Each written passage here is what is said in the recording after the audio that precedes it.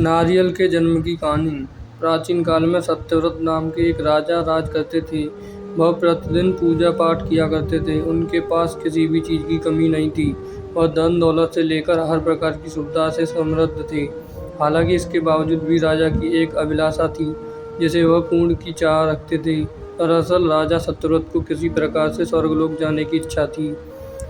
वह अपने जीवन में कम से कम एक बार स्वर्गलोक के सौंदर्य को देखना चाहते थे, लेकिन उन्हें इसका मार्ग नहीं पता था। इधर दूसरी तरफ ऋषि विश्वामित्र अपनी तपस्या के लिए घर से बाहर निकले। चलते चलते वह अपनी कुटिया से काफी आगे चली गई थी। काफी समय बीत गया लेकिन वह नहीं लौटे। इस कारण उनका परिवार भूख और प्यास से तड़प रहा था। राजा सत्यव्रत को जब यह पता चला तो उन्होंने ऋषि विश्वामित्र के परिवार के पालन पोषण की जिम्मेदारी ले ली। कुछ समय बाद जब मुनिवर लौटे तो वे अपने परिवार को कुशल देख काफी प्रसन्न हुए। उन्होंने पूछा कि उनकी अनुपस्थिति में किसने उनकी देखभाल की। इस पर ऋषि के परिवार वालों ने बताया कि राजा ने उनके पालन पोषण की जिम्मेदारी उठाई थी। यह सुनकर ऋषि विश्वामित्र तुरंत राजमहल पहुंचे और राजा से मुलाकात की। वहां पहुंचकर उन्होंने सबसे पहले महाराज को धन्यवाद कहा। इस पर राजा ने ऋषि अपनी इच्छा पूर्ण होने का आशीर्वाद मांगा।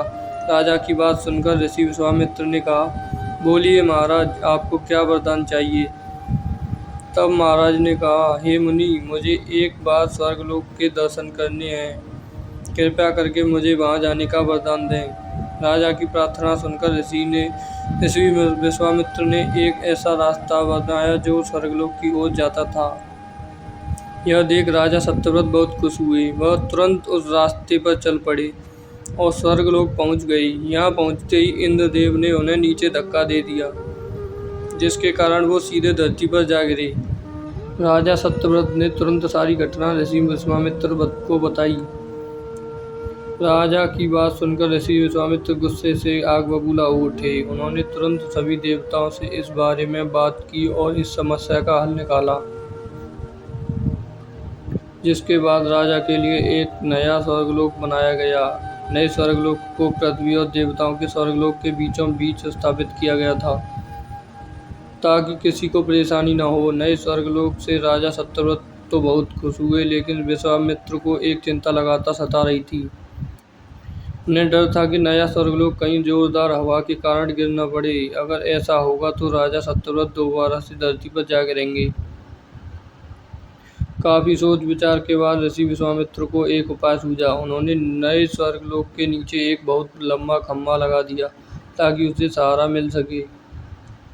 ऐसी मान्यता है कि नए स्वर्गलोक के नीचे लगाया गया खम्भा एक विशाल पेड़ के तने के रूप में बदल गया। यही नहीं, कुछ समय पश्चात जब राजा सत्यव्रत की मृत्यु हुई तो उनका सिर एक फल में तब्दील हो गया। तभी से इस खम्भे को नारियल का पेड़ कहा जाने लगा, जबकि राजा का सिर नारियल के रूप में जाना गया। यही कारण है कि नारियल का पेड़ इतना लंबा होता है। कहानी से सीख। इस कहानी से हमें यह सीख मिलती है कि अगर सच्चे मन से किसी की मदद करें तो हमारी हर ख्वाहिश पूरी हो सकती है। दोस्तों, आपको वीडियो अच्छी लगी हो तो चैनल को सब्सक्राइब कर लेना और वीडियो को लाइक कर देना।